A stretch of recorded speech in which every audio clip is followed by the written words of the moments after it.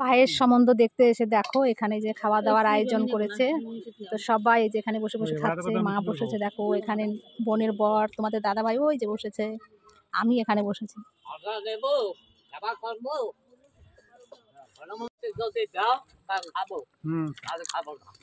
এটা ডাল, পটল চিংড়ি করেছে দেখো, আলুর চিপস, তার সঙ্গে লেবু, কত কিছু দিচ্ছে খেতে। কিন্তু বেশ মজা মজা করেই কিন্তু খাচ্ছি, ডালটা বেশ সুন্দর হয়েছে। না ভালো রান্না হয়েছে।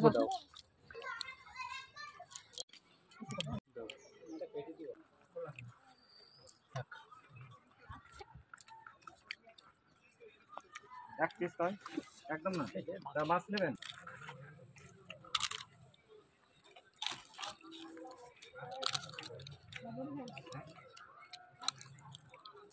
লাস্ট পাতে হচ্ছে মিষ্টি আর দই। একসময় মিষ্টি খুব ভালো খেতাম, কিন্তু এখন আর একদম খেতে পারি না কোনো রকম।